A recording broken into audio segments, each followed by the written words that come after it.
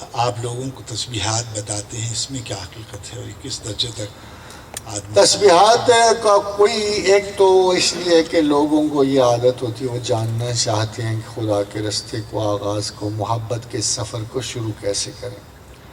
تو حضرات گرامی، بات یہ ہے کہ محبت کا صرف ایک امتحان ہے، وصال محبت کا امتحان نہیں ہوتا۔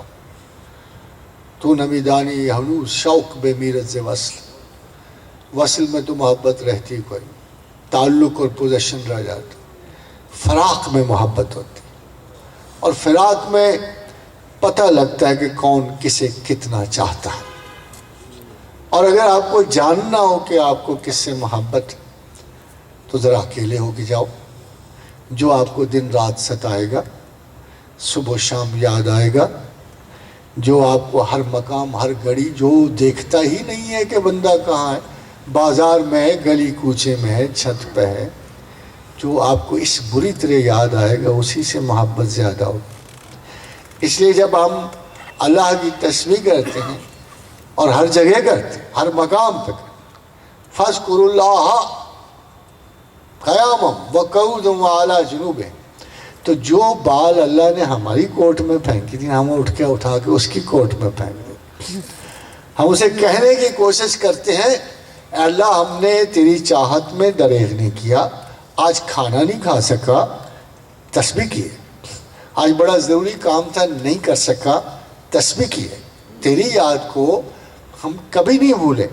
اور میرا خیال کہتا ہے کہ بھی جیسے حدیث رسول صلی اللہ علیہ وسلم کہ اللہ کے حق یہ ہے کہ اسے خدا واحد و لا شریک لہ کی طرح مانا جائے، اور پھر بندے کا اللہ پہ یہ حق ہے کہ وہ اسے عذاب نہ دے اگر وہ اس طرح اسے مانے۔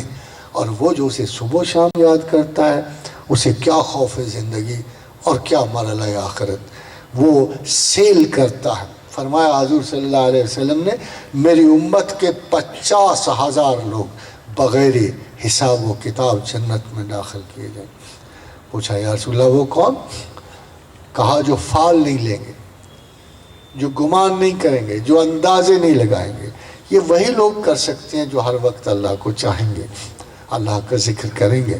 ان کی صبح و مشاء فسبحان اللہ حین تمسون و حین تصبحون، صبح بھی اسے یاد کرو، شام کو بھی کرو، وعشیا و حین تظہرون، اور شام اور ظہر یہ سارے یاد کے وقت ہیں۔ تپتی ہوئی دھوپ بھی اللہ کی یاد کا وقت ہے، اور کڑاکے کی جاڑے کی سردی بھی اللہ کی یاد کا وقت ہے، بہار بھی اللہ کی یاد کا وقت ہے۔